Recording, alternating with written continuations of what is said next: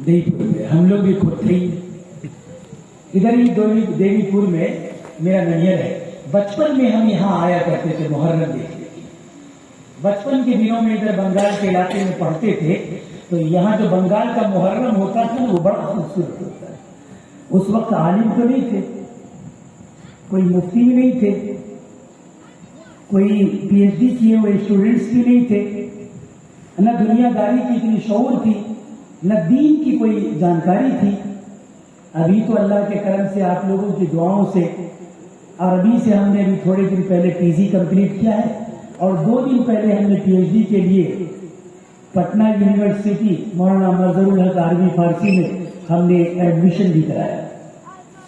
जिंदगी के सफर में थोड़ी बहुत पढ़ाई लिखाई भी होती रही है, और हम तो यही कहेंगे कि आप सबों को भी पढ़ते लिखते रहना चाहिए। जिसने जिंदगी में पढ़ाई नहीं की, समझ लीजिए उसने जिंदगी में कुछ नहीं किया। और सारे फसाद, सारी परेशानियां कभी होती है जब इंसान को जानकारी नहीं होती।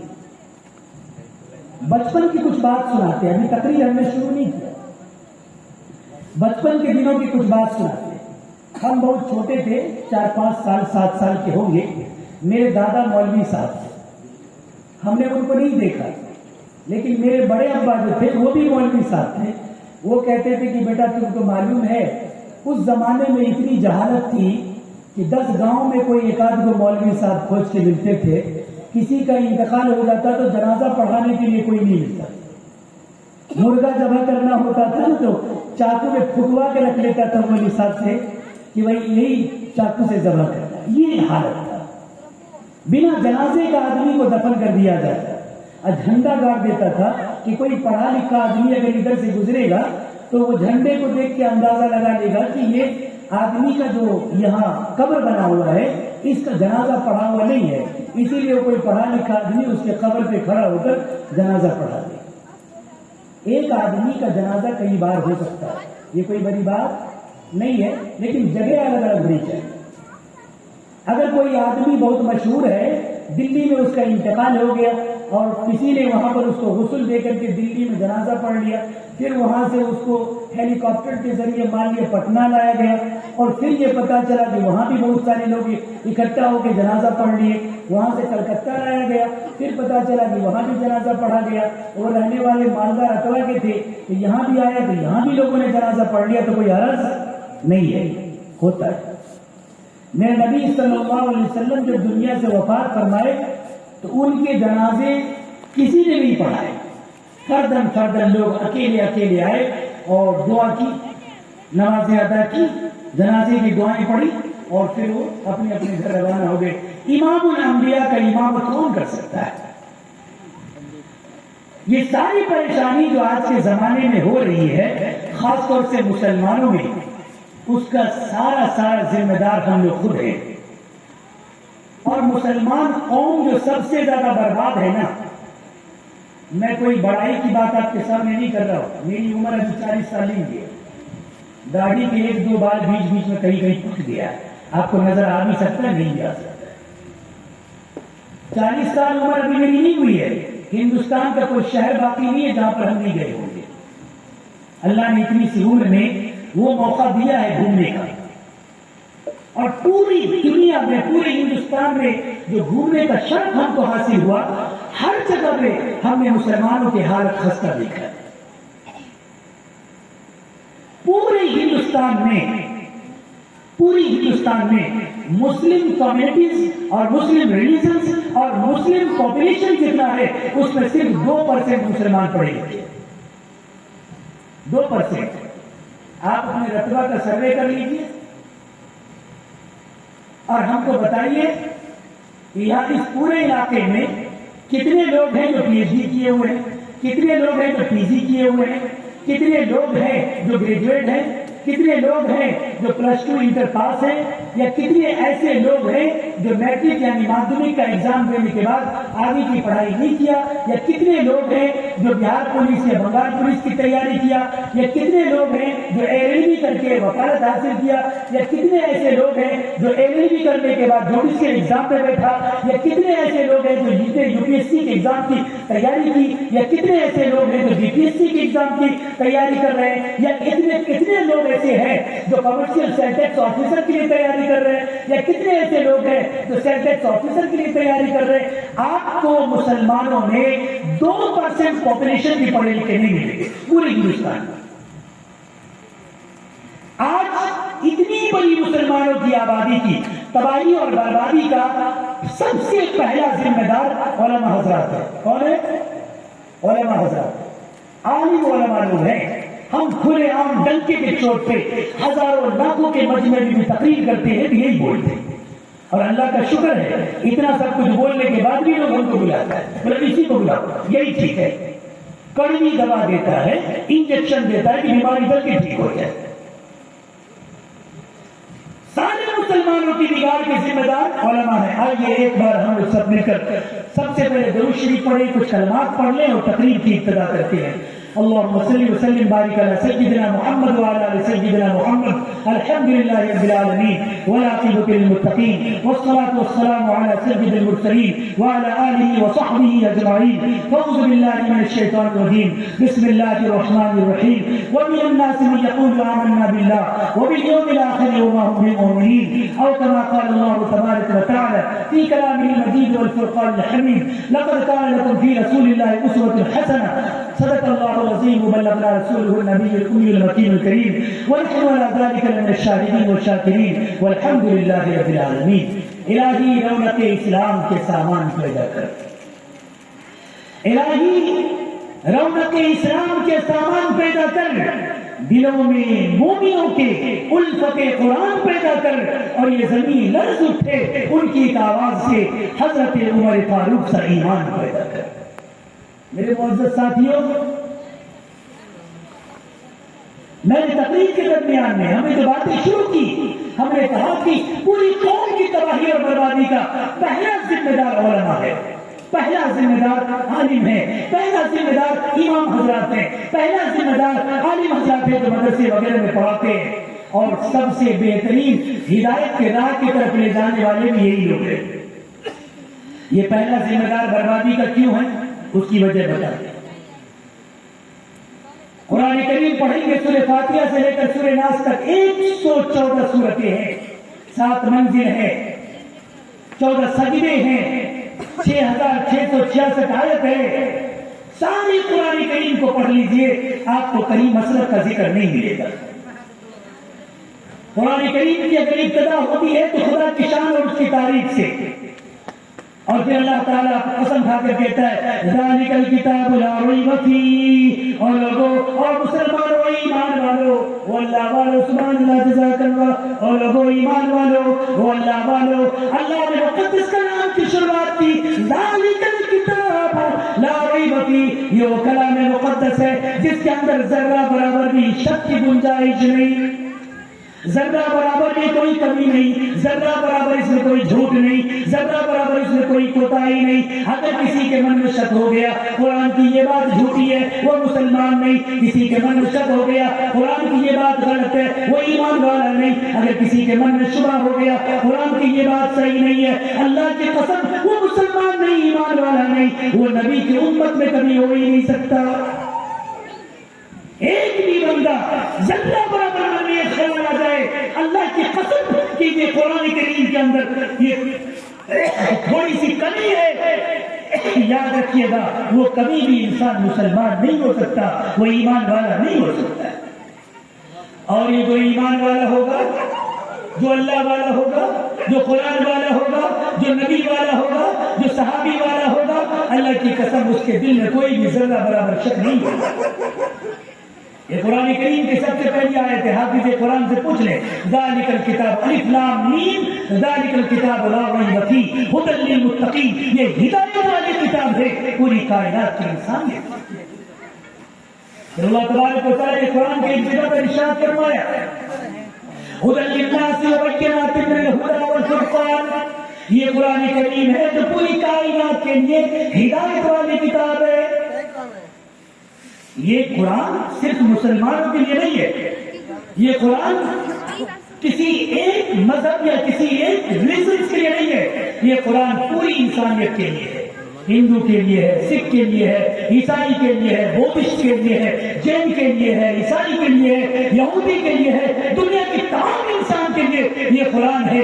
اللہ نے قرآن کریم کو نازل ہی اس لیے فرمایا کہ انسان قرآن کریم کے مطابق زندگی گزارے اور خود کو کامیاب کرے. میں ایک مثال آپ کے سامنے پیش کرتا ہوں, پھر ہم آگے بات کو بڑھائیں گے. اگر آپ کسی سامان کو خریدنے کے لیے بازار میں جاتے ہیں, ایک مشین, پمپنگ سیٹ مشین ہو یا موبائل ہو یا ٹیکنیکل چیزیں ہو یا الیکٹرانک کوئی چیزیں ہو, آپ ٹی وی ہو یا دیگر چیزیں ہو. ٹی وی سے یاد آیا, بہت سارے اگر یو پی میں پڑھ رہے تھے جس سمے میں, ایک آدمی سے میری بڑی اچھی بات چیت چلتی, بڑی پیاری ملاقات تھی. وہ اپنے گھر میں ٹی وی خرید کے لے آئے. آدمی کو آج کل فاتحہ کرانے کا جنون سوار ہوتا ہے.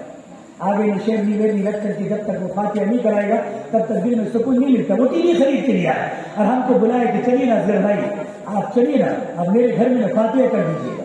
گھر آئے, دیکھتے تھے کہ کیا ہے کہ ٹی وی کے اوپر میں شیرنی رکھا ہوا ہے. ہم نے پوچھا بھائی کیا چیز کے لیے, یہ اس کے اوپر میں کیوں رکھے ہو شیرنی کا؟ اصغر بھائی آپ کو پتا نہیں, آج نیا ٹی وی خرید کے لائے اسی لیے فاتحہ کرا رہے کہ کل سے اس کو چھانی کر دیں.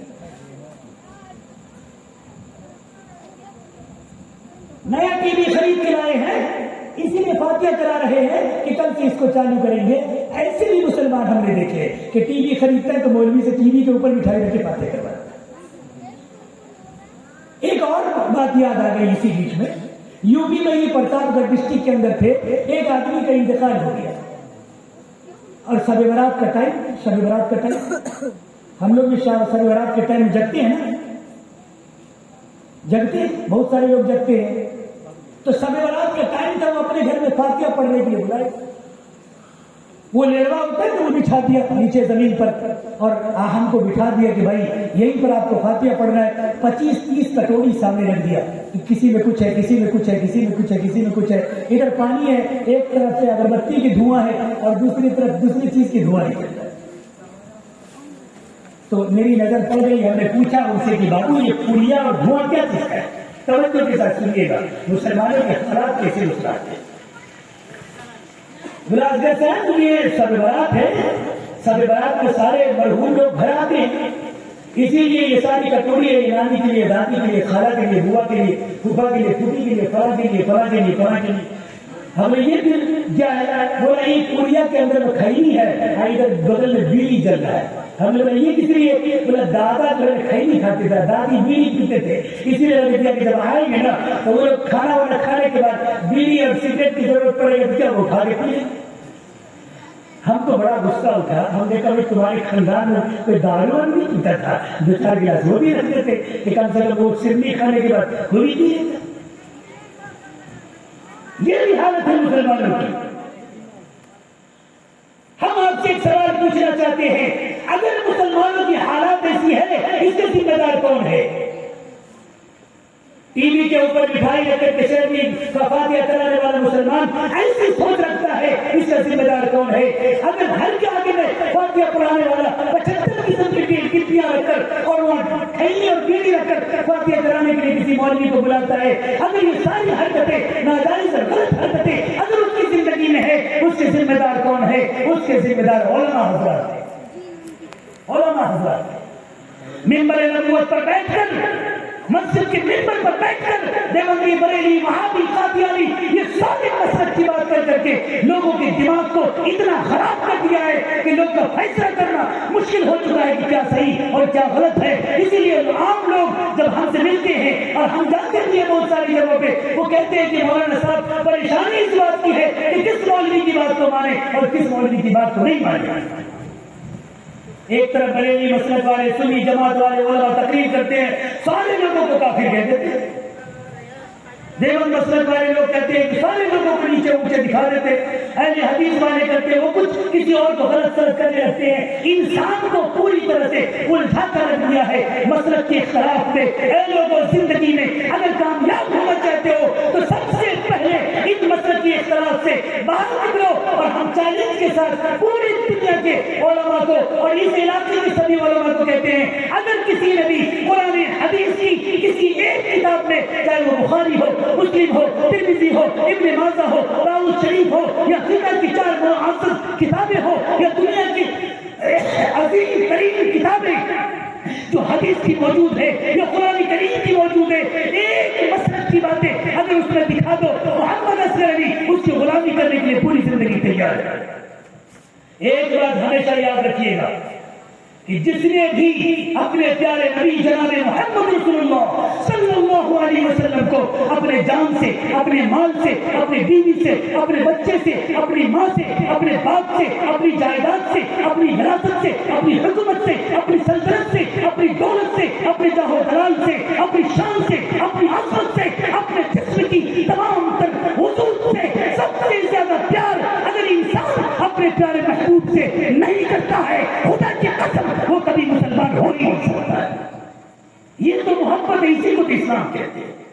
میرے رب نے ارشاد فرمایا، لقد کان لکم فی رسول اللہ اسوۃ حسنہ. اے لوگوں، ہم نے پوری انسانیت کے لیے اپنے محبوب کو آئیڈیل بنا کر پیش کیا، نمونہ بنا دیا. تم کو کسی کی نقل کرنے کی ضرورت نہیں ہے، کسی کا اسٹائل کرنے کی ضرورت نہیں ہے، کسی کا ڈیزائن بنانے کی ضرورت نہیں ہے. آج کل کے بچے تو لنگور کی طرح چہرہ بنا کر گھوم رہے ہوتے ہیں. لنگور کی طرح چہرہ، ادھر سے چھلوا لیا، ادھر سے چھلوا لیا، بیچ میں مرغی کی طرح تھوڑا سا بال رکھ لیا، اس میں چشمہ پہنے گا، اسٹائل سے گھومے گا. ان کو یہ سمجھ میں آ رہی ہے کہ زندگی اسی کی راہ ہے. لاہور کی سرزمین میں، لاہور کے اسٹیشن میں ہمارے استاد محترم پڑھائے، جس کے پاس ہم نے پڑھا ہے، وہ سفر میں تھے. ایک شخص کو دیکھا کہ کالا کلوٹا آدمی، بالکل کالا، کالا بھوت آدمی، کالا چشمہ پہنے ہوا ہے، کالا کپڑا پہنے ہوا ہے، کالا فل پینٹ ہے، کالا شرٹ ہے، اور کالا گنجی اس کے بدلے میں ہے، اور کالے جوتے بھی ہے. مکمل اسٹیچو کی طرح بنا ہوا ہے. اتنا ٹائٹ کپڑا پہن لیا ہے. اور میری ماں بہنوں، آپ سے بھی کہیں گے کہ آپ کپڑا ٹائٹ نہ پہنو. تو بھائیوں، آپ سے بھی کہیں گے جسم پہ کپڑے ٹائٹ نہ پہنو، بہت زیادہ ڈھیلا بھی نہ پہنو. ایسا کپڑا پہنو کہ تمہارے جسم کی وجود لوگوں کے درمیان میں ظاہر نہ ہو. اگر آپ نے ایسا نہیں کیا، آج کل زمانہ بالکل الٹا ہو گیا ہے. لڑکے جو ہے لڑکی بننے کے چکر میں پڑے ہوئے ہیں، وہ کبھی زلفیں پہنا رہے ہیں، کبھی کچھ کر رہے ہیں، اور لڑکیاں لڑکے بننے کے چکر میں پڑے ہوئے ہیں. جب ایسے ہی ہونا تھا تو پھر اللہ کے نظام کو بدل دو، خدا کے نظام کو بدل دو. تو پھر سارے لڑکے جا کے آپریشن کرا کے لڑکی بن جاؤ، اور لڑکیاں سارے جا کے آپریشن کرا کے لڑکے بن جاؤ. ہاں، تو میڈیکل سائنس بہت زیادہ ٹیکنالوجی کی بنیاد پر ترقی کر چکی ہے. میں میڈیکل سائنس کا اسٹوڈنٹ بھی ہوں، اور میں نے اس پر ریسرچ بھی کیا ہے. اگر سائنس پر تقریر کریں گے نا تو پوری رات میں انشاءاللہ آپ کی آنکھ کے بارے میں، آپ کے ناک کے بارے میں آپ کی آنکھ کے بارے میں صرف بتاؤں، صرف آنکھ کے بارے میں. آپ کی جو آنکھیں ہیں نا جس سے ہم دیکھتے ہیں، اگر کوئی بایولوجی کا اسٹوڈنٹ یہاں پر ہوگا، ENT کے بارے میں اگر وہ جانتا ہوگا تو ان کو یہ پتا ہوگا کہ یہ جو آنکھ ہے، اس آنکھ کے اندر 17,000 اس میں اور 17,000 اس میں آئین ریسپٹرز لگا ہوا ہے. آئین ریسپٹرز سمجھتے ہیں؟ آئین ریسپٹرز کا مطلب یہ ہوتا ہے کہ باریک باریک نسیں جو بلب کے کام کرتے ہیں. جیسے یہ چھوٹا چھوٹا بلب ہے جس کی چکمگاہٹ ہم دیکھ رہے ہیں، اسی طرح آنکھوں کے اندر میں اللہ تبارک و تعالیٰ نے ایک آنکھ کے اندر میں اللہ تبارک و تعالیٰ نے 17,000 بلب لگایا ہے، جس کو انگلش میں آئین ریسپٹرز کہتے ہیں.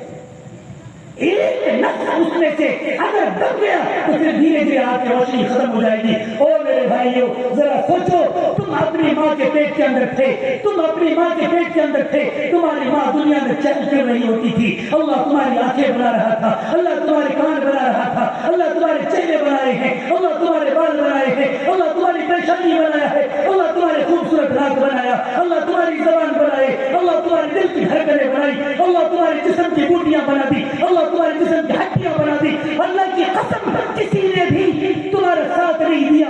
ساتھ اندھیرے کے اندر میں، 7 اندھیرے کے اندر میں تمہارے رب نے تجھ کو پالا ہے۔ انسان کے وجود کا اندھیرا، اس کے اندر کی چمڑیوں کا اندھیرا، اس کے اندر کی جھڑیوں کا اندھیرا، اس کے اندر کی ہتھیلیوں کا اندھیرا، اس کے اندر کی ماں کی رحم کا اندھیرا، اس اندھیرے میں میرے رب نے تجھے بنایا۔ اللہ کی قسم کسی ناک ایک جگہ سے دوسری جگہ پر نہیں ہے، کان ایک جگہ سے دوسری جگہ پر نہیں ہے۔ میرے رب نے ارشاد فرمایا، اور لوگوں دنیا میں سب سے بڑی دولت انسان کو ہم نے یہ دی ہے کہ اللہ نے اسے سوچنے اور سمجھنے کی صلاحیت بخشی ہے۔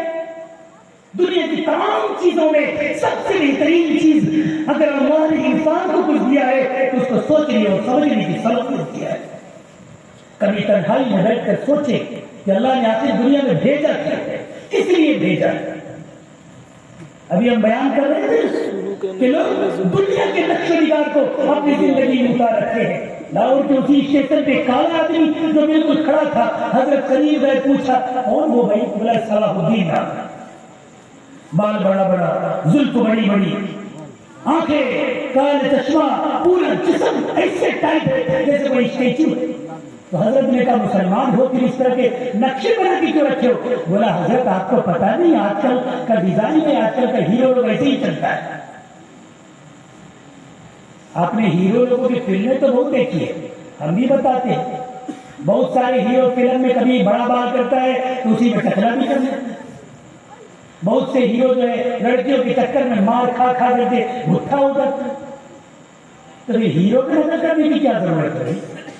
اگر نقل ہی کرنا ہے تو آؤ میرے نبی صلی اللہ علیہ وسلم کی زندگی بتاتے ہیں۔ اگر نقل کرنا ہے تو میرے خواجہ جیسی نقل کرو، غوث پاک جیسی نقل کرو، ثابت اقلیت جیسی نقل کرو، حضرت نظام الدین جیسا کرو، خواجہ قطب الدین بختیار کاکی جیسا کرو، حضرت صحابہ جیسا کرو، ابو بکر صدیق جیسی نقل کرو، عمر فاروق جیسا نقل کرو، عثمان غنی جیسا نقل کرو، حضرت علی شیر خدا جیسا نقل کرو۔ اگر نقل ہی کرنا ہے تو یہ محرم کے عظیم پنڈال جو آپ نے لگا رکھا ہے امام حسن اور حسین کی محبت میں، اس کے جیسا نقل کرو۔ اگر نقل کرنا ہے تو آقا محمد رسول اللہ صلی اللہ علیہ وسلم جیسی نقل کرو۔ اگر تم نے ان کے جیسا چہرہ بنایا، ان کی جیسی صورت بنائی، ان کے جیسے سیرت بنائے، ان کے جیسے اسٹائل کو اپنایا، ان کے جیسے آئیڈیل کو اپنی زندگی کے اندر اتارا، قیامت کے دن اللہ ان کی نقل کرنے کے عوض میں تمہاری مغفرت فرمائے گا، تمہاری جنت میں جگہ عطا فرمائے گا۔ وہ نقل کرنا ہے کہ کسی بندر کی کیا کرنا ہے؟ نقل کرنا ہے تو نبی آخر الزمان جیسے کرنا ہے، نقل کرنا ہے تو غوث پاک جیسے کرنا ہے۔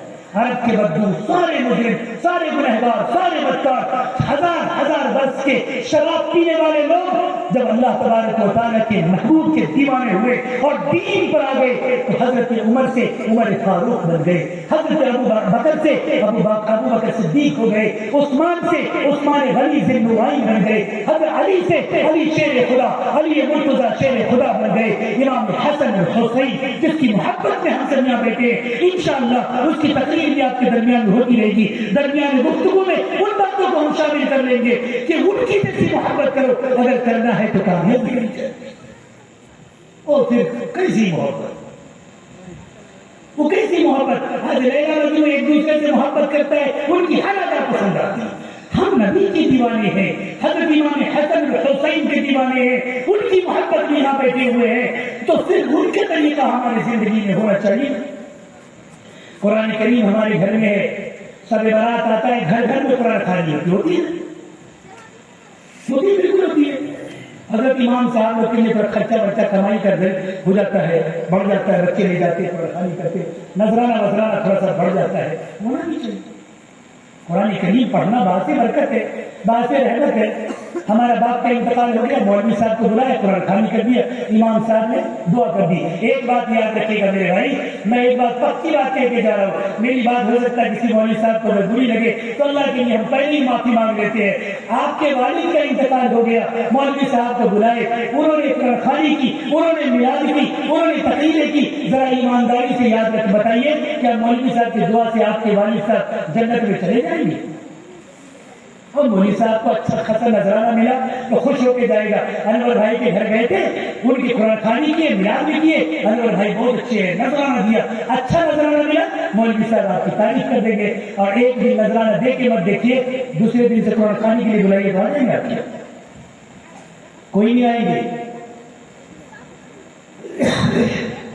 ہر کسی کو لالچے ہیں، ہر کسی کو شوق ہے، ہر کسی کی تمنا ہے نظرانہ اچھا ملا تو تعریف سب کی، چاہے وہ کچھ بھی ہو۔ ایک جگہ جیسے میں گئے، ایک بندے کا کاروبار دارو کا تھا، ہم کو پہلے سے پتا تھا کہ اس کا کاروبار دارو کا تھا، دارو کا ہے، اور ایک شخص تقریر کرنے کے درمیان میں علماء بڑے آدمی مفتی صاحب تقریر کرنے کے درمیان کہہ رہے کہ فلاں صاحب بہت اچھے انسان ہیں، اللہ اس کے روزگار میں برکت دے۔ اس کا مطلب کیا ہے کہ دارو اور زیادہ بکے؟ اس کا مطلب یہی ہوا نا کہ دارو اور زیادہ بکے۔ ان کو پتہ ہے کیا کہ وہ دارو کے کاروبار کرتے ہیں اور پھر ان کی تعریف نہیں کر رہے۔ اور میرے بھائی یاد رکھیے، ہمیشہ یاد رکھیے گا، سچ کو سچ کہیے، صحیح کو صحیح کہیے، غلط کو غلط کہیے، چاہے کوئی بلائے نہ بلائے، نظرانہ دے نہ دے، کوئی بات نہیں۔ میں آپ کو کہتا ہوں، اللہ کی قسم کھا کر کہتا ہوں، اللہ کا قسم کھا کر کہتا ہوں، اس رب کو گواہ بنا کر کہہ رہا ہوں، میرے پاس فرصت نہیں ہے۔ اللہ پاک ایسے ہم کو دیتا ہے جس کا تصور اور گمان میں بھی ہم نے کبھی نہیں کیا۔ لوگ کہتے کہ مولوی بیوقوف ہوتے یا مولوی کو ایسا نہیں ہوتا، مولوی کو نظر نہیں ہوتا۔ آپ آئیے کٹیہار میں دکھاتا ہوں آپ کو، ایک مہینے میں 20 دن باہر رہتے ہیں، 5 دن 6 دن 1 ہفتہ 10 دن مشکل سے گھر پہ رہ پاتے ہیں۔ اللہ اتنا دیتا ہے تو اس رب کا جتنا بھی شکر ادا کیا جائے۔ کب؟ ارے اپنے اندر وہ قابلیت پیدا کرے، اپنے اندر وہ جذبات پیدا کرے، وہ اپنے اندر وہ صفت پیدا کرے، اپنے اندر وہ خوبی پیدا کرے، اپنے اندر وہ خامی پیدا کرے۔ اگر ایسا کریں گے تو انشاءاللہ کامیابی آپ کے قدم چلے گی، ضرور قدم چلے گی۔ جو چاہیں گے وہ ہوگا، جو دل میں ہوگا وہ ہوگا۔ میں آپ کو ایمانداری کے ساتھ کہہ رہا ہوں، ہندوستان کی سرزمین میں آج کے وقت میں جو دور حکومت ہے وہ کیا کیا کر رہی ہے مسلمانوں کے لیے، اس کے بارے میں آپ تصور بھی نہیں کر سکتے، گمان بھی نہیں کر سکتے۔ UCC لاگو کرنا چاہتی ہے، 3 طلاق کے مسئلے انہوں نے کیے، اس سے پہلے NRC کے مسئلے کو لے کر کیا۔ آپ سبھی کو حضرات، آپ تو شکر گزار ہیں آپ کے، بنگال والوں کے ہم شکر گزار ہیں، سیلوٹ کرتے ہیں بنگال والوں کو۔ انہوں نے دکھایا ہے کہ دور حکومت میں ظالم حکمران جو اپنی طاقت اور گھمنڈ کی بنیاد پر نمرود اور فرعون بن کر گھومنے والے حکومت کو آپ نے دھول چٹانے کا کام کیا، یہ آپ کے لیے قابل تعریف ہے۔ ضرورت ہے، لیکن ایک بات ہمیشہ یاد رکھیے گا، ان تمام ضرورتوں میں سب سے زیادہ ضروری انسانی زندگی کے لیے علم ہے، ایجوکیشن ہے، علم ہے۔ علم کے بغیر انسانی زندگی کبھی کامیاب نہیں ہو سکتی۔ آج ہم نام کے مسلمان ہیں، شب برات آیا تو قرآن خوانی کروا لیے، انسان طاقوں پر قرآن کو سجا رکھا ہے۔ ہم اپنے گھروں میں پردہ لگا رکھتے ہیں، کھڑکی میں پردہ لگا کے رکھے ہیں، ہم اپنے دروازے پہ پردہ لگا کے رکھے ہیں، گھر پہ اگر کوئی بکسا ہے تو بکسے کے اوپر میں پردہ ہے، ٹیبل بیلچ رکھا ہوا ہے اس کے اوپر میں پردہ ہے، اور اللہ کی قسم اگر گھر میں ٹی وی ہے تو اس کے اوپر مخمل کا پردہ ہے۔ کروڑوں کی بیوی بازار میں شیطان کی اماں بن کے گھوم رہی ہوتی ہے، اس پہ کوئی پردہ نہیں۔ میلہ میں شیطان کی اماں بن کے گھوم رہی ہے اور حرکتیں کر رہی ہے۔ جس کے گھروں کی یہ حالت ہوگی اس کی زندگی کیسی کامیابی بولے گی؟ حضرت فاطمہ الزہرا خاتون جنت، حضرت فاطمہ رضی اللہ تعالی عنہ ارشاد فرماتی ہے، جب سے پیدا ہوئی 6 مہینے کی تھی، جب ان کی ماں بیمار پڑ گئی، 1 سال کی ہوئی، ان کی ماں دنیا چھوڑ کر ان کو چلی گئی۔ 1 سال چھوٹی سی بیٹی فاطمہ، ان کی ماں 1 سال کی عمر میں حضرت اماں خدیجہ رضی اللہ تعالیٰ دنیا سے رحلت فرما دی۔ 1 سال کی میرے آقا صلی اللہ علیہ وسلم نے اپنی بیٹی کو خود سے پرورش کیا، خود سے قرآن پڑھنا سکھایا، خود سے اپنے بچوں کو لوریاں سکھائی، خود سے نماز پڑھنا سکھایا ہے۔ اور میری فاطمہ کہتی ہے، میرے ابا حضور امہات المومنین جناب محمد رسول اللہ صلی اللہ علیہ وسلم کی سرداروں کے سردار اماں خدیجہ کی بیٹی حضرت فاطمہ کو میرے رب کے محبوب نے قرآن پڑھایا۔ اماں فاطمہ کہتی ہے کہ میرے ابا نے الحمدللہ سے لے کر سورہ ناس تک پڑھایا اور یہ سکھایا کہ بیٹی یہ عقل، یہ معلوم تمہاری زندگی کی حفاظت ہے۔ میری بیٹی فاطمہ کو کسی انسان میں تو بہت دور کی بات ہے، کوئی انسان کسی فرشتے نے بھی حضرت فاطمہ الزہرا خاتون جنت کے چہرے کو کبھی نہیں دیکھا۔ آج ہمارے گھروں میں بہت سارے لوگ آتے جاتے رہتے ہیں، کسی نے بھی نہیں دیکھا۔ حضرت علی رضی اللہ تعالیٰ کام کے لیے گئے، 1 کلو جو ملا، 1 کلو جو حضرت فاطمہ کو لا کے دیا. حضرت فاطمہ نبی کی بیٹی ہے. یاد رکھنا میری بہنوں، میری اماؤں، میری آواز کو سن رہی ہو، یاد رکھنا ہم بھی نبی کے دیوانے ہیں، ہم بھی فاطمہ کی تم خادمہ ہو. یاد رکھو، یاد رکھو، حضرت فاطمہ زہرا خاتون جنت اپنے ہاتھ سے کنویں سے پانی بھر کر اٹھا کر اپنے پیٹھ پر لاد کر لاتی تھی. اس کی وجہ سے اس کے پیٹھ کے اندر میں رسیوں کے نشان ہوتے.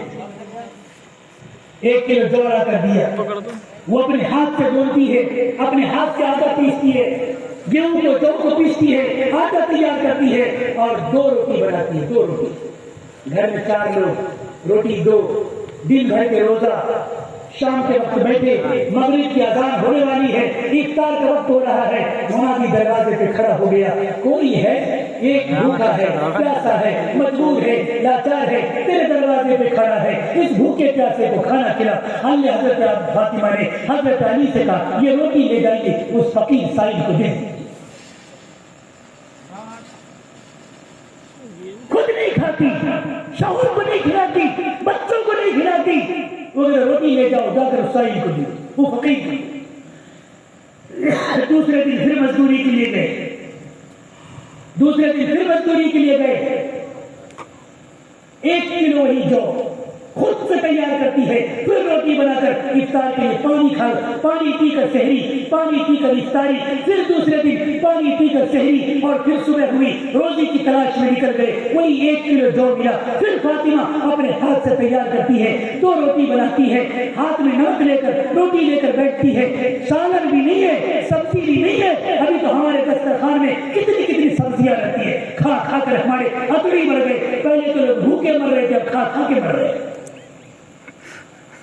پہلے تو لوگ بھوک کی وجہ سے مر جاتے تھے، اب تو کھا کے مر رہے ہیں. کھانے کی وجہ سے ڈائبٹیز ہے، کھانے کی وجہ سے بلڈ پریشر ہے، کھانے کی وجہ سے ہیپیٹائٹس ہے، کھانے کی وجہ سے پیٹ کے اندر ایسیڈٹی ہے، کھانے کی وجہ سے انسان کے آنتڑیاں خراب ہو رہے، کھانے کی وجہ سے کڈنی فیل ہو رہا ہے. یہ ساری پرابلمز کھانے کی وجہ سے. میرے نبی صلی اللہ علیہ وسلم کی بارگاہ میں ایک موٹا آدمی پہنچے، اتنا بڑا پیٹ لے کے. موٹا آدمی. بخاری شریف کی روایت ہے، جلد نمبر 3 حدیث نمبر 245 کے اندر یہ لکھا ہے. ایک موٹا آدمی پہنچے میرے نبی صلی اللہ علیہ وسلم کی بارگاہ میں. میرے نبی نے ایک چھری اٹھائی، ایک لکڑی، اور اس انسان کے پیٹ کے اندر میں یوں اشارہ کیا. یہ کیا ہے؟ میرے آقا نے کبھی موٹے انسان کو پسند نہیں فرمایا. آج بیٹیاں موٹی ہو رہی ہیں، بیویاں موٹی ہو رہی ہیں، سارے کے سارے موٹے. کیوں؟ پہلے تو کم سے کم مسالہ پیستی تھی اپنے ہاتھ سے، اب تو مشین آ گیا، بٹن ٹپا گھر تیار ہو گیا. پہلے کپڑا دھوتی تھی اپنے ہاتھ سے، اب تو واشنگ مشین آ گیا، اس کے اندر ڈالا، ہلا ڈولا کر کے دے دیا کپڑا سکھنے کے لیے. محنت ختم ہو گیا. اگر کوئی انسان کھاتا ہے، اگر کوئی مشین میں تیل ڈالتے ہیں تو اس کو چلانا پڑے گا. جب تک وہ چلائیے گا نہیں تو تیل ختم کیسے ہوگا؟ نئی مشین کو خریدیے، اللہ کے دروازے پہ رکھ دیجیے، 10 دن کے بعد چالو کریے گا، وہ چالو نہیں ہوگا، کیونکہ رکھے اور پڑے چیزیں خراب ہو جاتی ہے. انسان کا باڈی بھی اسی طرح سے اللہ نے بنایا ہے کہ جتنا آپ کھاؤ اس سے زیادہ محنت کرنا ہوگا، تبھی وہ دانا اچھی طریقے سے پسے گا. ابھی حالت تو اس طرح کا ہو گیا ہے کہ آپ چکی کے مل میں کبھی گئے ہوں گے گیہوں پسانے کے لیے یا مکئی پسانے کے لیے. ایک ہوتا ہے گھاٹا، ایک ہوتا ہے آٹا. کیا نام بھائی؟ ایک ہوتا ہے گھاٹا، ایک ہوتا ہے آٹا. گھاٹا اس لیے پساتے ہیں تاکہ ہم لوگ بیل کو، گائے کو، بکریوں کو کھلاتے ہیں، اور آٹا اس لیے پساتے کہ خود کھاتے ہیں. اگر چکی ملوں میں ماترا زیادہ دیا جائے تو کیا بنے گا؟ گھاٹا. اور اگر لمٹ میں دیا جائے تو وہ کیا ہوگا؟ آٹا. آج ہم لوگ کھا بہت رہے ہیں لیکن ورک نہیں کر رہے. زیادہ ماترا میں کھا رہے ہیں، کام نہیں کر رہے ہیں، دوڑتے نہیں ہیں، ورک نہیں کرتے ہیں. گھوڑے چلاتے تھے پہلے لوگ، گھوڑے میں دوڑتے تھے. اتنی تیز ہے. ایک صحابی ہے، صحابی حضرت ابو عبیدہ رضی اللہ تعالیٰ عنہ، اس کا ایک واقعہ درج ہے کہ وہ اتنا تیز بھاگتے تھے کہ گھوڑا اس کے پیچھے ہو جاتا تھا. اس قدر تیز بھاگنے والے صحابی میں سے تھے. کبھی تو چاہ کر 40 کلو کے تلوار ہاتھوں میں لیے میدان جنگ میں کفار مکہ سے لڑتے تھے. آج ہمارے پاس 2 4 10 20 25 50 لوگ گھیر لینا تو بھاگتے ویزا نہیں ملے گا. اور میں تو کہتا ہوں یار، مسلمان کبھی بھی بزدل نہیں ہو سکتا. مسلمان بزدل ہو سکتا ہے؟ محرم ہے نا، सारे लोग बोलते ताजिया मत बजाओ, मैं नहीं कहता हूँ ताजिया मत बजाओ, ढोल मत बजाओ, मैं नहीं कह रहा हूँ ढोल मत बजाओ, लेकिन लाठी खेलो, बरसा खेलो, लाठी खेलिए, बरसा खेलिए, तीर चलाना सीखिए, तलवार चलाना सीखिए। मैं खुलेआम कहता हूँ खुद को मजबूत बनाइए, ताकतवर बनाइए। अगर किसी इलाके में कराटा सिखाया जाता है, बच्चों को सिखाइए, बेटियों को सिखाइए। अगर बच्चों को मजबूत बनाने का कोई टेक्निक आपके पास है तो बनाइए।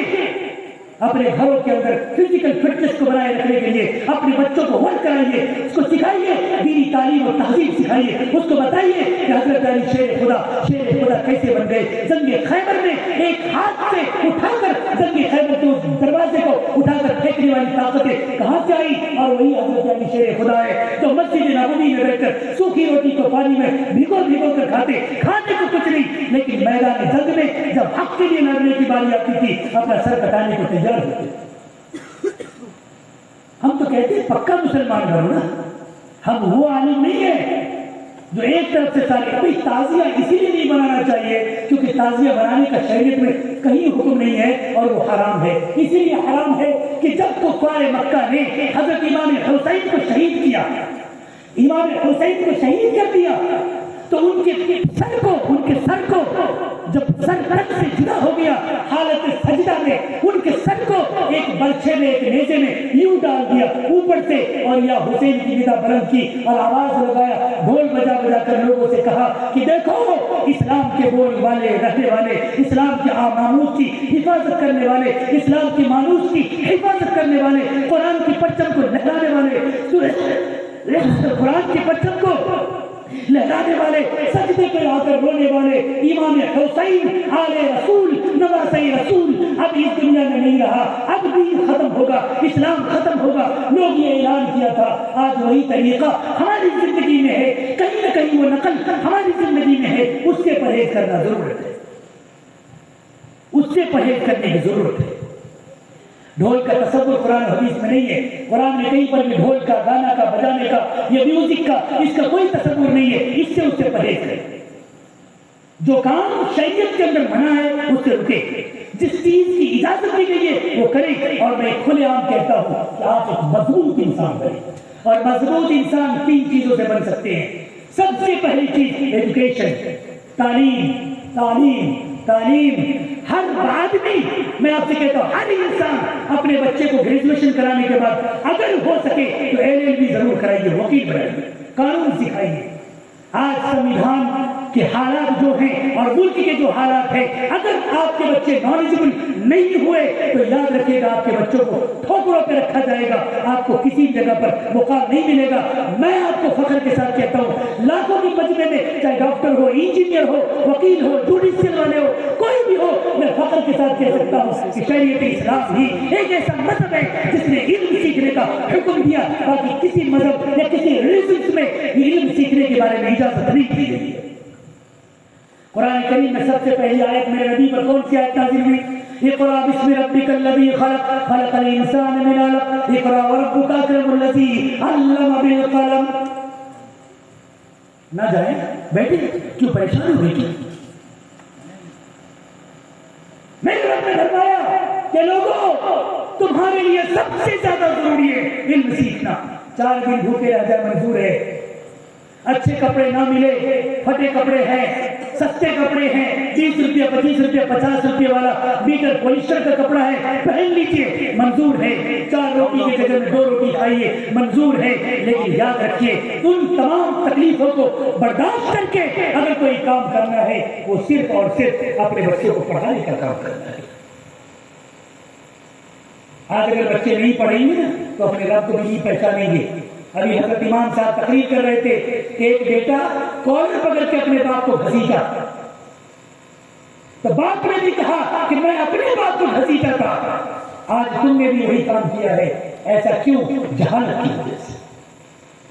कुरान करीम में अल्लाह ने इरशाद फरमाया सूरह बनी इस्राईल के अंदर, वक़ज़ा रब्बुका अल्ला ताबुदू इल्ला इय्याहु व बिल वालिदैनि इहसाना, अल्लाह के साथ किसी को शरीक मत करो और अपने माँ बाप के साथ हुस्न सुलूक करो।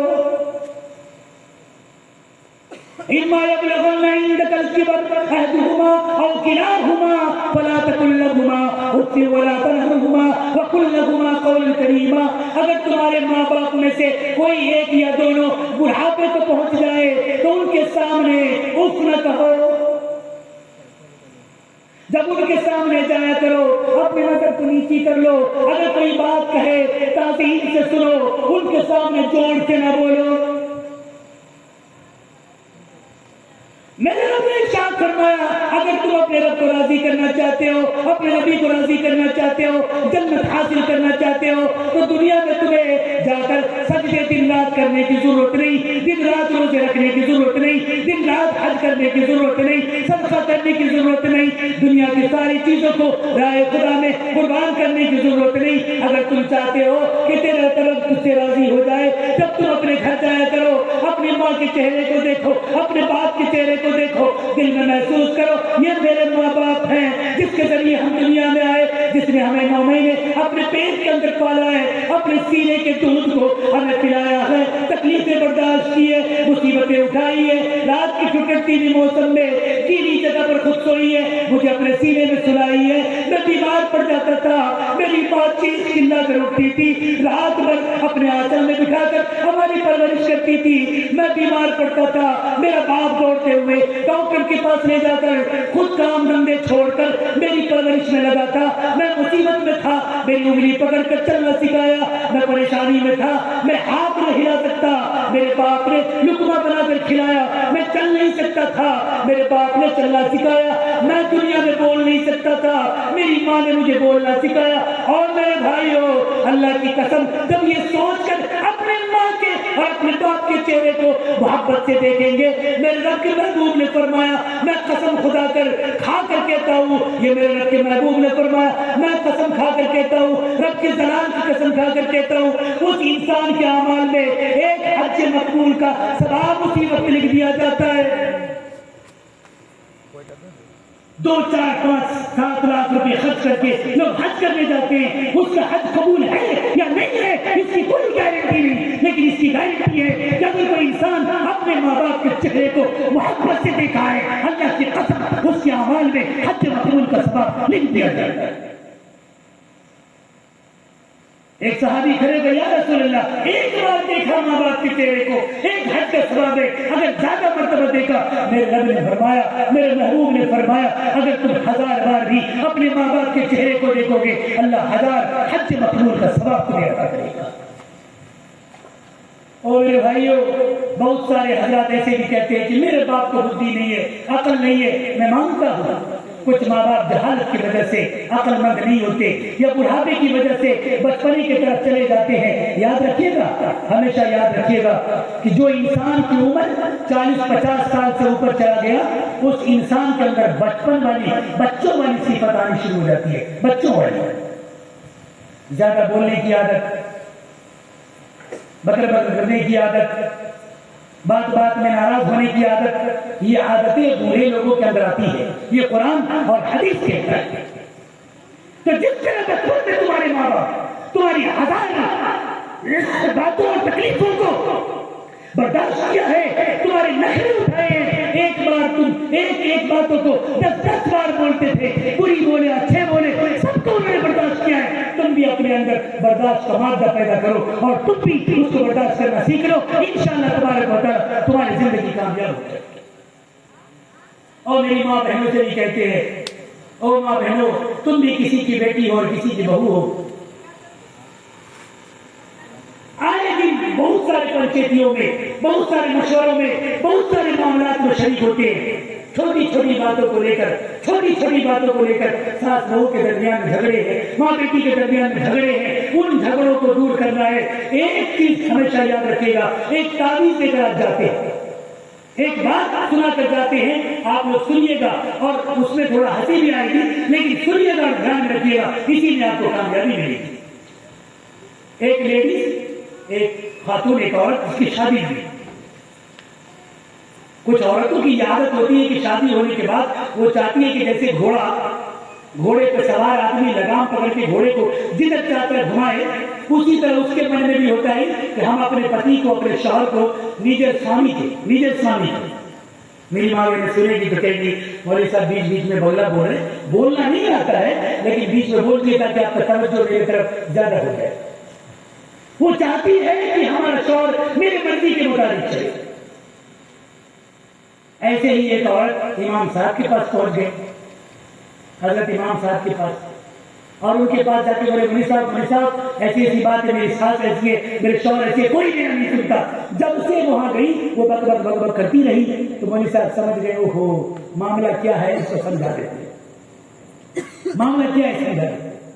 تو حضرت امام صاحب نے کہا یہ پانی ہم پڑھ کے دیتے، اس کو لے جاؤ، اور جب تم اپنے گھر میں رہنا، جب تمہارا شوہر کے آنے کا ٹائم ہوگا نا، دن بھر تھک مار کے جب تمہارا شوہر کے آنے کا ٹائم ہوگا، اسی ٹائم میں تم اپنے منہ میں پانی لے لینا. کیا کرنا؟ بولیے نا کیا کرنا؟ پانی منہ میں لے لینا، اور نہ اس کو نگلنا اور نہ اس کو پھینکنا، بس منہ میں رکھنا 10 منٹ. کتنا منٹ؟ 10. نہ پھینکنا ہے اور نہ نگلنا ہے، منہ میں رکھنا ہے. اب ذرا سوچئے کہ کوئی عورت اگر منہ میں یا کوئی بھی آدمی منہ میں پانی رکھ لے، نہ اس کو پھینکے نہ نگلتے، تو بول پائے گی کیا؟ بول پائے گی؟ اب ذرا شوہر آیا، اس کو پتا تھا کہ بیوی جھگڑالو ہے، وہ آیا، وہ اپنا جوش دکھایا، اپنی پاور، اپنی طاقت. ہوتا ہے نا، ہر کوئی چاہتا ہے کہ میرا برچسپ اس کے اوپر ہے. وہ آیا اور اپنا شور دکھایا، لیکن پتنی تو امام صاحب سمجھا دیا تھا پانی منہ میں نہیں، آؤ منہ بند کر کے بیلون کی طرح آرام سے بیٹھے. اب کچھ نہیں بول رہی ہے. شوہر دو چار بات بولا، اس کے بعد دیکھا کوئی جواب نہیں آیا تو بیچارہ خاموش ہو گیا، کچھ نہیں بولا. اس دن کوئی بات نہیں ہوئی. اس کی ساس بھی سوچی کہ کیا بات ہے، روز روز میری بہو جھگڑا کرتی تھی، آج جھگڑا نہیں کر رہی ہے، خاموش بیٹھی ہوئی ہے، کوئی بات ہے کیا؟ اس دن کا معاملہ ختم ہوا. دوسرے دن بھی جب شوہر آیا، پھر ویسے ہی پانی منہ میں لے کے بیٹھ گئی. پھر منہ سے کوئی بولی، کیونکہ امام صاحب سمجھا دیا تھا اگر پانی نگل گئے تو ساس تمہارے اوپر حاوی ہو جائے گا، اور پانی اگر پھینک دیے تو شوہر تمہارے اوپر حاوی ہو جائے گا. اور دونوں کو اگر اپنے کنٹرول میں کرنا ہے تو پانی منہ میں رکھنا، نہ نگلنا ہے نہ پھینکنا. تیسرے دن پھر اسی طرح پانی لے کے بیٹھ گئی.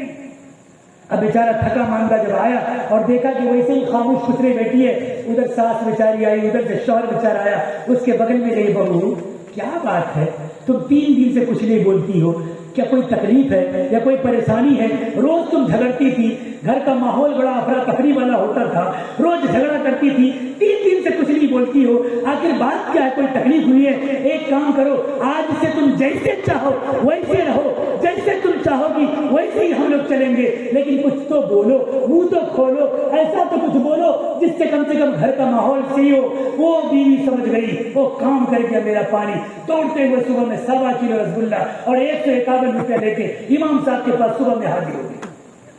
او امام صاحب کمال ہو گیا. کیا ہوا؟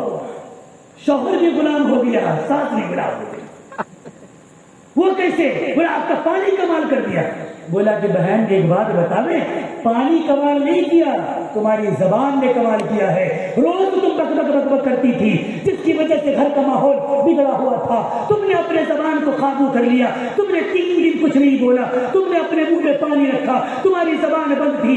اسی وجہ سے تمہارا شوہر بھی یہ سوچنے پر مجبور ہو گیا بات کیا ہے، بیوی ناراض ہو گئی ہے، ساس بھی مجبور ہو گئی، بات کیا ہے، بہو ناراض ہو گئی ہے، چلو چل کر مناتی ہے. انہوں نے منایا ہے اور تم سے کہا ہے جیسے تم کہو گی ویسے ہی ہم لوگ چلیں گے. کمال اس میں ہمارے پانی کا نہیں ہے، اس میں تمہاری زبان کی ہے. اور میرے بھائیوں یاد رکھنا، بخاری شریف کی حدیث ہے، ما بینا لحیۃ وما بینا رجلیہ. میرے رب کے محبوب نے فرمایا، اللہ کی قسم، رب کے محبوب کی جلال کی قسم، اگر کسی نے اپنے زبان کی حفاظت کی اور زبان کی حفاظت کی، اپنے شرمگاہ کی حفاظت کی، اللہ تعالیٰ قیامت کے دن میرے نبی پاک صلی اللہ علیہ وسلم کے ساتھ وہ اور وہ مرد جنت میں جائے گا. اس بات کی ضامن اور شہادت میرے نبی دیتے. اور زبان کی حفاظت ضروری ہے میرے بھائی، زبان کی حفاظت ضروری ہے.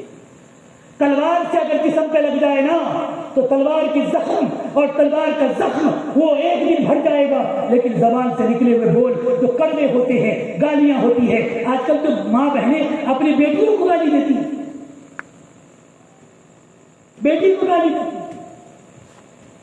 ہم نے سنا ہے اپنے کانوں سے ایک ماں اپنی بیٹی کو سوتن کہہ کے پکار رہی ہے، ہم نے سنا ہے اپنے کانوں سے ایک ماں اپنی بیٹی کو گندی گالی دے کر پکار رہی ہے، ہماری زبان پہ وہ الفاظ نہیں آ سکتے جو وہ کہتی ہے۔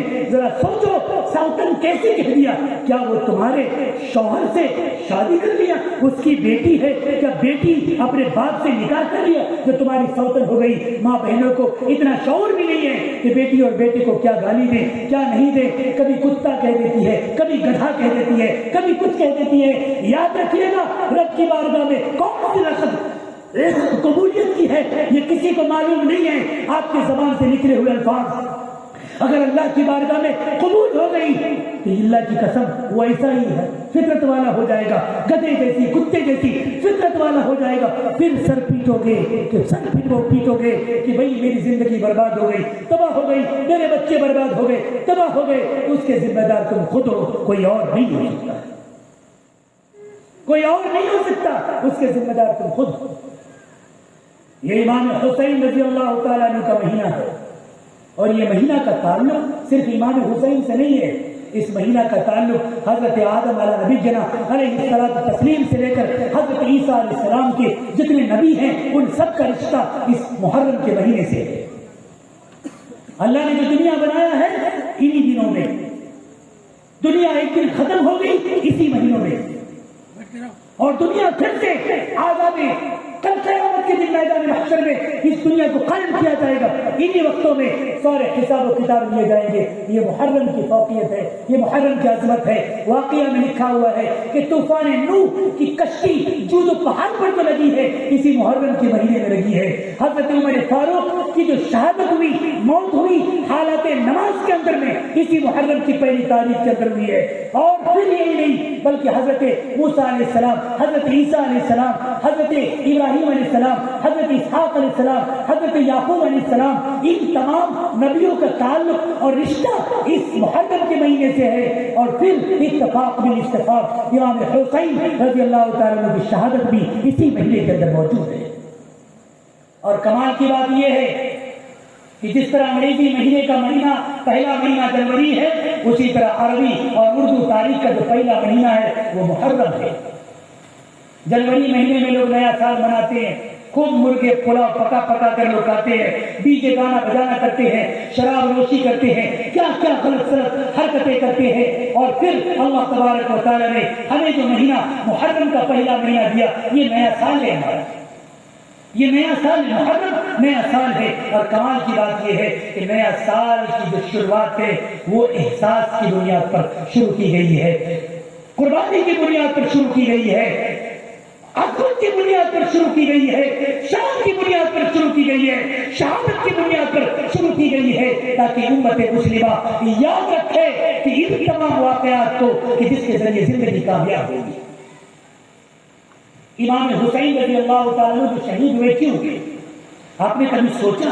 ابھی کبھی تنہائی میں بیٹھ کے سوچئے، یہ محرم کا مہینہ ہے، آپ تنہائی میں بیٹھ کر کے سوچئے کہ امام حسین کا تعلق اور رشتہ حضرت امام حسین سے اور یزید سے کیا ہے؟ ہاں، سجنہ یاد ہے۔ بہت سارے علماء آپ کو کبھی نہیں بتائے ہوں گے، آپ نوٹ کر لیجئے، اگر کسی کے پاس قلم اور کاپی ہے نا، اور ہمارے علماء بھی ہوں گے، ہمارے امام صاحب بھی ہیں، میری آواز کو اگر سن رہے ہیں وہ بھی نوٹ کر لیجئے۔ جو ہم بتانے جا رہے ہیں 100% صحیح باتیں جو ہم آپ کو بتانے جا رہے ہیں، کسی علماء نے ذکر نہیں کیا ہوگا، ہم آپ کو بتاتے ہیں، نوٹ کر لیجیے، لکھ لیجیے۔ عبد مناف ایک شخص ہے، اس کے گھر میں جو جڑواں بچہ پیدا ہوتا ہے، جو جڑواں بچہ، اور کیسا جڑواں؟ جیسے آج کے زمانے میں آپ دیکھے ہوں گے بہت سارے بچے جو ماں کے شکم سے پیدا ہو کر آتے ہیں، کسی کا سر ایک دوسرے سے جھکا ہوتا ہے، کسی کا بدن جھکا ہوتا ہے، کسی کا بازو جڑا ہوا ہوتا ہے، ایسے بہت سارے بچے آپ لوگ دیکھتے میں بھی، سوشل میڈیا میں بھی، دیگر میڈیا میں بھی، پرنٹ میڈیا میں بھی آپ دیکھے ہوں گے۔ عبد مناف کے گھر میں 2 بچہ جنم ہوئے، جڑواں، دونوں کا پیٹھ آپس میں جوائنٹ تھا، پیٹھ ہوتا ہے یہ پیٹھ، دونوں کا جوائنٹ تھا، چپکا ہوا۔ عبد مناف کے دل میں یہ خیال آیا کہ یہ جو بچہ جڑواں بچہ ہے، اس کو تیز تلوار کے ذریعے الگ کیا جانا چاہیے، ہو سکتا ہے کہ ان میں سے کوئی ایک بچ جائے۔ تو مکہ کی سرزمین میں مکہ کے صحن پر لے گئے، اس بچے کو بٹھایا اور تیز دھار والی تلوار سے دونوں بچے کو پیٹ کے ذریعے، اب اس زمانے میں کوئی ڈاکٹر تو نہیں ہوتے تھے، سول سرجن تو نہیں ہوتے تھے کہ سرجری کر کے اس کو الگ کرتے تھے، ان کے دماغ میں یہ خیال آیا، تیز تلوار کے ذریعے ان دونوں کو الگ کر دیا گیا، اور اللہ کا کرم ایسا ہوا کہ دونوں بچہ زندہ رہ گئے۔ ایک کا نام رکھا ہاشم، یاد رکھیے گا، ایک کا نام کیا رکھا؟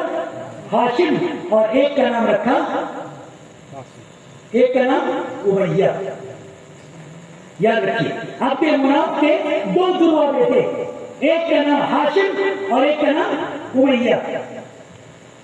ہمیں یہ سجرہ بتا رہا ہے، ہاشم جو قریش گھرانے کے سردار ہوئے، ہاشم کے گھر میں ایک بچہ پیدا ہوا جس کا نام عبد المطلب، جو مکہ کے سردار تھے، حضور نبی کریم صلی اللہ علیہ وسلم کے دادا، حضور نبی کریم صلی اللہ علیہ وسلم کے دادا۔ عبد مناف کا بیٹا ہاشم، ہاشم کا بیٹا عبد المطلب، عبد المطلب کا بیٹا عبداللہ، ابو طالب اور عبداللہ، عبداللہ کا بیٹا محمد رسول اللہ، اور ابو طالب کا بیٹا حضرت علی، حضرت علی کا بیٹا امام حسن اور حسین۔ اب آپ اسی چیز کو دیکھیے کہ ہاشم کے ساتھ جو جڑواں بیٹا پیدا ہوا تھا اس کا نام امیہ، امیہ کا بیٹا ابو سفیان، ابو سفیان کا بیٹا امیر معاویہ رضی اللہ تعالیٰ عنہ، امیر معاویہ کا بیٹا یزید۔ سمجھ میں آیا بھائی؟ سمجھ میں آیا؟ پھر سے میں ایک بار بتا دیتا ہوں، عبد مناف کے بیٹے، دو جڑواں بیٹے، ایک کا نام ہاشم، ایک کا نام امیہ۔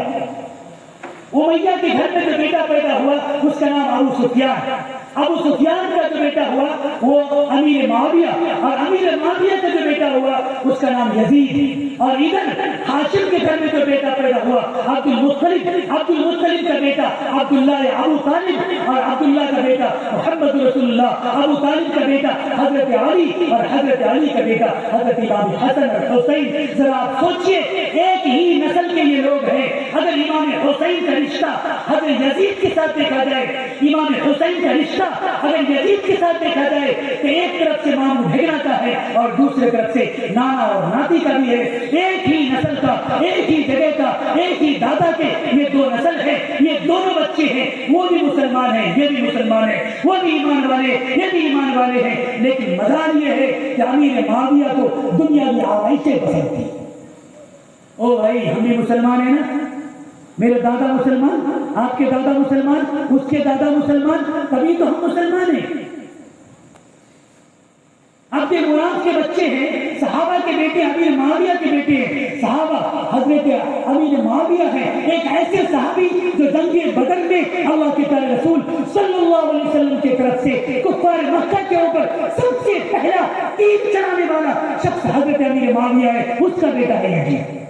تو صحابی کا بیٹا ہے، صحابی کا بیٹا ہے نا، تو صحابی کس کو کہتے ہیں؟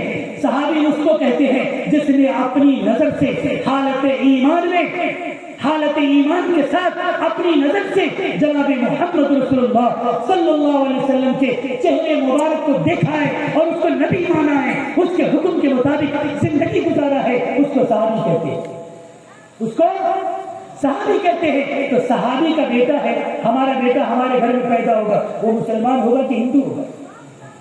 وہ مسلمان ہوگا، وہ یہودی تو نہیں ہو سکتا، جین تو نہیں ہو سکتا، بودھسٹ تو نہیں ہو سکتا، یہ دیگر ریلیجن تو نہیں کہہ سکتا، وہ مسلمان نہیں کہہ سکتا ہے۔ اصغر صاحب کا بیٹا ہے تو مسلمان ہے۔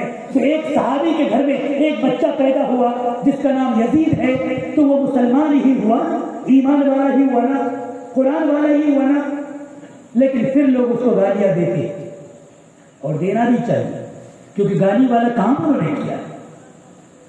یزید کو کسی نے بتا دیا، یہ جھگڑا اگر کبھی زندگی باقی رہی نا، اور پھر ابھی آپ نے کبھی بلایا، آپ نے کبھی پھر جلسے جلوس میں کبھی بلایا، اور پھر میری زندگی باقی رہی، تو پھر انشاءاللہ تبارک و تعالی حضرت ابو بکر پہلا خلیفہ بنے، دوسرا خلیفہ حضرت عمر فاروق، تیسرا خلیفہ حضرت عثمان غنی، چوتھا خلیفہ حضرت علی جس سمے میں بن رہے تھے، اس وقت میں حضرت امیر معاویہ نے اعتراض کیا تھا۔ یہاں سے اختلاف کی شروعات ہوتی ہے، پورا تفصیل سنائیں گے انشاءاللہ۔ میں تو کہتا ہوں علماء سے پڑھیے، پڑھتے ہی نہیں ہے لوگ، پڑھتے ہی نہیں، کتاب نہیں پڑھتے، قرآن نہیں پڑھتے، حدیث نہیں پڑھتے. آج کل تو موبائل آ گیا، وہی موبائل سن کر کے، مولوی لوگ کی تقریر سن کر کے، ادھر ادھر کی باتیں سن کر کے وہی منبر پہ جا کے ہلا گلا کر کے چلے آتے، سمجھتے کہ ہم بہت بڑا کام کر دیے. بھائی نالجبل بات کرو، دلیل کی بات کرو، بنیادی باتیں کرو، قرآن و حدیث کی روشنی کی باتیں کرو. اگر آپ ایسا کرو گے تو لوگوں کے اندر، زندگی کے اندر تبدیلی آئے گی، بدلاؤ آئے گی، نالجبل باتیں ہوگی، جانکاری کی باتیں ہوگی، لوگوں کو تجربہ ہوگا، معلوم ہوگا، تو غیروں کے سامنے بھی جائے گا تو بتا سکے گا کہ میرا اسلام کیا ہے. ابھی غیروں کے سامنے جائے گا اور لوگ کہیں گا تمہارا اسلام کیا ہے، تو کیا دیوبندی بریلوی کریں گے، وہاں بھی کریں گے؟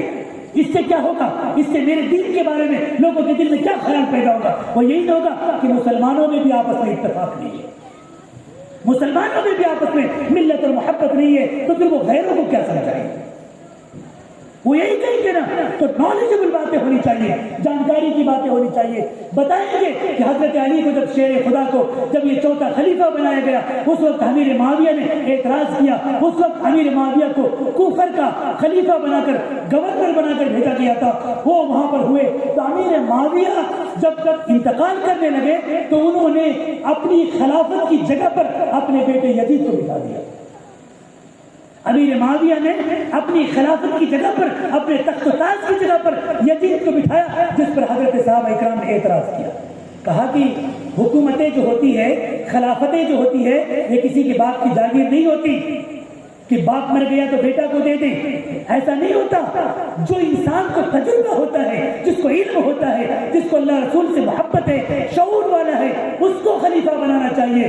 تو اس وقت میں ابو یزید نے ایک کام کیا کہ انہوں نے اپنا ایک دھیرے دھیرے کرتے ہوئے اپنا ایک مضبوط فوج بنایا، ایک مضبوط فوج تیار کیا. اور فوج تیار کرنے کے بعد اس کے دماغ میں کسی نے ڈالا کہ اگر تم پوری دنیا کی حکومت کرنا چاہتے ہو تو آل رسول امام حسین سے تم بیعت کروا لو. اگر وہ بیعت تمہارے ہاتھوں میں کر لے گا تو پھر تم پوری دنیا کے اندر عالم اسلام کا پہلا اور اکلوتا خلیفہ ہو جاؤ. تو انہوں نے قاصد بھیجے اور کہا امام حسین سے کہ تم بیعت کرو، تم میری دعوت قبول کرو، تم میرے ہاتھوں میں اسلام کی بیعت قبول کرو. اور حضرت اس کے اندر، اس یزید کے اندر میں کچھ فطرتیں تھی. اور فطرتیں کیا تھیں جو آج ہمارے مسلمان بھائیوں کے اندر عام طور پہ پایا جاتا ہے؟ وہ فطرتیں تھی. اچھا ایک بات بتائیے، اگر کوئی انسان مسلمان ہے اور شراب پیتا ہے تو صحیح کر رہا ہے کہ غلط کر رہا ہے؟ غلط کر رہا ہے. ایمان کا تقاضا یہ ہے کہ شراب کو نفرت کی نظر سے دیکھا جائے. شراب حرام ہے، مطلب حرام. انما الخمر والمیسر ویصدکم عن ذکر اللہ وعن الصلاۃ. شراب کے ذریعے انسان اللہ کی عبادت سے، خدا کے ذکر سے دور ہو جاتا ہے. اگر کوئی آدمی مسلمان ہے تو سود کھانا چاہیے کیا؟ سود حرام، لینا بھی، دینا بھی، دلوانا بھی. لینا بھی، دینا بھی، دلوانا بھی سب حرام ہے. اگر کوئی مسلمان ہے جوا کھیلتا ہے، صحیح ہے یا غلط؟ غلط. کوئی مسلمان ہے منمانے ڈھنگ سے جب چاہے نماز پڑھے، جب چاہے چھوڑ دے، صحیح ہے غلط؟ غلط. یہ ساری چیزیں، یہ ساری فطرتیں یزید کے اندر پائی جاتی ہیں. وہ پیدائشی کافر نہیں تھے، وہ تو پیدائشی مسلمان ہیں، ایک صحابی کا بیٹا ہے، لیکن دماغ کے اندر گندگی گھس گئی، دماغ کے اندر نفرتیں گھس گئی، دماغ کے اندر پاگل پن گھس گیا. دماغ کے اندر میں ساری دنیا کے عالم اسلام کا اکلوتا خلیفہ بننے کا جنون پیدا ہو گیا، اور یہ پاگل پنتی کی وجہ سے بے قصور لوگوں کو قتل عام کرنا شروع کر دیا. امام مسلم کے 2 بیٹے کو قتل کیا کوفہ کی سرزمین پر. 700 خط کوفہ والے نے امام حسین کو بھیجا، اس سے زائد خط، صرف اس لیے کہ آپ یہاں آئے، ہم اہل بیت کے ساتھ ہاتھ ملانا چاہتے ہیں اور ہم یزید سے وعدہ نہیں کرنا چاہتے، یزید کی خلافت میں رہنا نہیں چاہتے. اگر امام حسین آ جائیں تو ہم اس کو اپنا خلیفہ مانتے ہیں اور پھر ہم اس کے ہاتھ میں بیعت ہوتے ہیں. تو امام مسلم ہی پہلے شخص تھے جنہوں نے کہا تھا کہ آپ وہاں نہ جائیں، ہو سکتا ہے ان کی کوئی سازش ہو، وہ پہلے سے ہی پلاننگ کر رہا ہے کہ وہ آپ یا اس کی بیعت قبول کریں یا وہ آپ کو قتل کرا دے گا، تو ان کی کوئی سازش ہو آپ مت جائیں۔ امام حسین نے حضرت مسلم کو سب سے پہلے بھیجا کہ وہاں کا معائنہ کر کے آؤ، وہاں کا محاسبہ کر کے آؤ، پتہ کرو وہاں کے حالات کیسے ہیں۔ جب وہاں گئے تو کوفہ والے نے سارے کے سارے لوگوں نے ایمان لیا ہے، ایمان لایا تو قاصد کو بھیجا امام حسین کو کہ بھائی حضرت امام حسین آ سکتے ہیں، لیکن جب یہ خبر یزید تک پہنچی تو عمر بن عبدالعزیز جو اس کے گورنر تھے، یزید کے فوج کے سپہ سالار تھے، وہ 1000 فوجوں کے ساتھ کوفہ کے اوپر حملہ کیا اور جتنے لوگ ایمان لائے تھے ایک طرف سے قتل عام شروع کر دیا۔ امام مسلم اور ان کے بچوں کو چھوڑ کر لوگ بھاگ گئے، ان کو تنہا چھوڑ دیا۔ اسی لیے چھوڑ کر بھاگنے والے لوگ آج سیاہ کہلا رہے، سیاہ کہلا رہے، یہ ہمیشہ چھوڑ کر بھاگنے والے قوم ہے۔ اس طرح سے تاریخ اسلام کے واقعات ہیں۔ امام حسین نے جو خود کی شہادتیں پیش کی ہے، لمبی گفتگو میں کرنا نہیں چاہتے، امام حسین نے جو خود کی شہادت پیش کی ہے صرف اس بنیاد پر کی ہے کہ میں آل رسول امام حسین رضی اللہ تعالیٰ عنہ اپنے سر کٹا سکتے ہیں، اپنے بچوں کو قربان کر سکتے ہیں، اپنے بیویوں کو قربان کر سکتے ہیں، آل رسول اپنے خاندان کو قربان کر سکتے ہیں، لیکن کوئی قرآن کی شریعت کے مخالفت میں ایک انگلی اٹھائے ہم اس کو برداشت نہیں کریں۔ آج تو ہم مسلمان وہی کر رہے ہیں، تعزیے کی شکل میں، ڈھول کی شکل میں الٹی سیدھی حرکتیں کر کے خود کو مسلمان کہتے ہیں۔ اور کمال کی بات ہے پورے ہندوستان میں دو یہ ٹائم میں مسلمان نظر آتا ہے، کیا بھائی صاحب؟ ایک 12 ربیع الاول میں اور ایک محرم میں، یہ صحیح ہے؟ یہ جتنا دلی بمبئی مدراس میں کھپنے والے لڑکے ہیں، نوجوان لڑکے جو 20 سال 25 سال 18 سال کی عمر کے ہیں، یہ عید اور بقرعید میں گھر نہیں آتے، محرم ہوتا ہے تو ضرور آتے ہیں، عید بقرعید میں گھر نہیں آتے، لیکن محرم ہوگا تو وہ ضرور آئیں گے، جینس پہن لیا، ٹی شرٹ پہن لیا، چشمہ پہن لیا، سر پہ وہ ہارا کپڑا باندھ لیا، ہاتھ میں بدی وغیرہ لٹکا لیا اور پھر کہیں گے یا حسین یا حسین، نماز لیا بھاڑ میں، ظہر کا ٹائم ختم، عصر کا ٹائم ختم، اذان ہو رہی ہے، ڈھول بج رہے اور پھر کہتے یا حسین۔ آپ ذرا سوچیے کبھی تنہائی میں بیٹھ کر کیا آل رسول نے ایسا کیا؟ ایسا کیا ہے؟ اللہ کے پیارے رسول نے فرمایا لوگوں محرم میں روزہ رکھو، روزہ حضرت آدم علیہ السلام سے لے کر عیسیٰ علیہ السلام تک سب نے محرم میں روزے رکھے، سب نے محرم میں روزے رکھے، سارے نبیوں نے، تمام نبیوں نے محرم کے روزہ رکھا ہے، ایک روزہ آدم علیہ السلام سے لے کر عیسیٰ علیہ السلام تک سب نے محرم کے روزہ رکھا ہے۔ اللہ کے رسول نے فرمایا کہ اللہ کے رسول نے فرمایا ہم اس سے بہتر کریں گے، ایک اور روزہ رکھیں گے۔ اللہ کے رسول نے فرمایا 9ویں 10ویں کو روزہ رکھو، اگر 9ویں 10ویں کو روزہ نہیں رکھ سکتے تو 10ویں اور 11ویں کے دن روزہ رکھو، روزہ رکھنا میرے نبی کی سنت ہے۔ اور میرے آقا نے فرمایا کہ جو محرم میں 9ویں 10ویں کے 2 دن کے روزے رکھتے ہیں اللہ پچھلے سال کے سارے گناہ اللہ اپنے فضل سے معاف کروا دیتا ہے۔ تو کون نہیں چاہے گا کہ روزہ رکھ کر کے ساری خطا کا بخشوائے؟ کون نہیں چاہتا ہے کہ روزے رکھ کر کے اپنے سارے گناہ کو معاف کروانے؟ میرے بھائیوں اگر آپ چاہتے ہیں آل رسول کی زندگی کو اپنے اندر لاٹھی کھیلنا میں منع نہیں کر رہا ہوں، ڈھول بجانا منع کر رہے ہیں، تعزیے بنانے منع کر رہے ہیں، نشان کھڑا وغیرہ جو کرتے ہیں، یہ جھنڈے ایک دو اگر گاڑ دیا تو اس پہ کوئی اعتراض بہت زیادہ نہیں کرنا چاہیے، لیکن بہت زیادہ جگہ جگہ پر گاڑ کر کے یہ سمجھتے ہیں ابھی جھنڈا گاڑنے کے چکر میں بہت بڑا دنگا ہو گیا ہے مظفر پور میں۔ لوگوں نے کہا کہ رام نومی میں ہندو بھائی گاڑتے ہیں تو چلو ہم بھی گاڑ لیں گے، اس چکر میں مار پیٹ ہو گئی، دنگے فساد ہوئے، جھنڈا گاڑنے کے لیے ہم ہی سکھا رہے۔ آج سے 20 سال پہلے رام نومی کا جلوس اس طرح سے کبھی نکلا آپ نے دیکھا تھا؟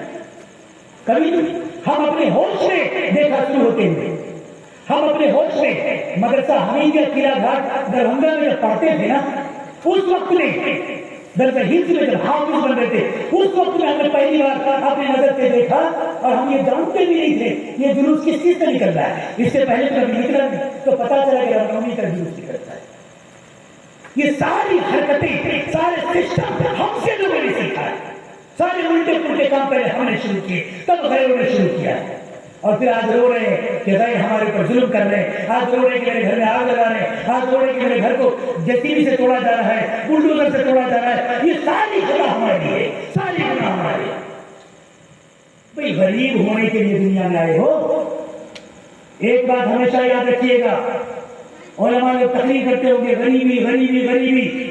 ہم ایک ایسے شخص ہیں کھلے عام آپ سے کہتے ہیں کہ دنیا کا سب سے بڑا بدنصیب آدمی ہوگا جو غریبی میں مرے گا.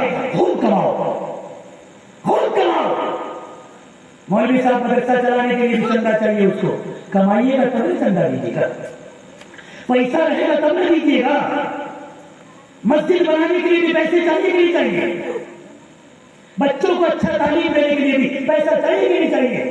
اچھا کھانا کے لیے بھی پیسہ چاہیے کہ نہیں چاہیے؟ اچھے گھر کے لیے بھی پیسہ چاہیے کہ نہیں چاہیے؟ اچھے بزنس کے لیے بھی پیسہ چاہیے کہ نہیں چاہیے؟ اچھا کپڑا پہننے کے لیے کیوں نہیں؟ میں تو کہتا ہوں بہترین کپڑے پہنے، بہترین گھر بنائیں، بہترین سنگ مرمر کے خوبصورت چادر ڈالیں، اچھے سے اچھے آپ اپنے گھروں کے اندر پلنگ لگائیں، شان و شوکت کی زندگی گزاریں، لیکن ان شان و شوکت میں اپنے رب اور رب کے محبوب کو نہ بھولیں.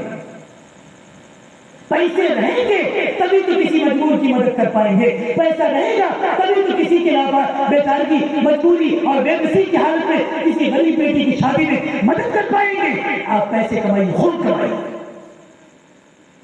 پیسہ کمائیں گے تو مضبوط نہیں ہوں گے. آج کے وقت میں جس کے پاس جتنا زیادہ پیسہ ہوتا ہے وہ مضبوط کہلاتا ہے. اور لوگ کہتے ہیں ایسی ویسی باتیں. میں تاریخ اسلام دلیل کے ساتھ کہتا ہوں کہ حضرت خدیجہ رضی اللہ تعالیٰ عنہا جب 40 سال کی عمر کی تھی اور حضرت محمد رسول اللہ صلی اللہ علیہ وسلم سے جب ان کی نکاح ہوئی تو 2 مرتبہ ان کی نکاح ہو چکی تھی. اور پھر 2 بار اس کا شوہر عتیق اور ابن عقیل، عتیق پہلا شوہر کا نام عتیق اور دوسرا شوہر کا نام عقیل، یہ دونوں کا انتقال ہو گیا تھا. ان کے پاس بہت تھا. وہ خاتون عرب کے ملک میں سب سے عزت دار خاتون حضرت خدیجہ تھی. اور عزت دار کیوں تھی؟ کیونکہ اس کے پاس پیسہ بہت تھا. وہ اپنا پیسہ کسی صحابہ کو دیتے تھے، کسی شخص کو دیتے تھے، یہ لے جاؤ تجارت کرو، جو تم کو منافع ملے ہم کو بھی دینا اور تم بھی رکھنا، اور میرا جو اوریجنل مال ہے اس کو واپس کر دینا. یہ تجارت کرتے تھے. اللہ کے رسول صلی اللہ علیہ وسلم سے جب ان کی نکاح ہوئی، آج کے زمانے کے حساب سے علماء فرماتے ہیں، محدثین فرماتے ہیں کہ آج کے زمانے کے حساب سے اگر حضرت خدیجہ کے پیسوں کا اور اس کے مال و اسباب کا اگر شمار کیا جائے، کیلکولیٹ کیا جائے اور پتہ کیا جائے کہ کتنا تھا، تو آج کے زمانے کے حساب سے 50 ارب کی مالک تھی. کتنے کی؟ ارے بولو بھائی، 50 ارب روپے کی مالک تھی. اگر نہیں ہوتا ہے تو میں علماء سے کہتا ہوں پڑھیے کتاب کو، آپ کو پتہ چلے گا، لکھا ہے کتاب.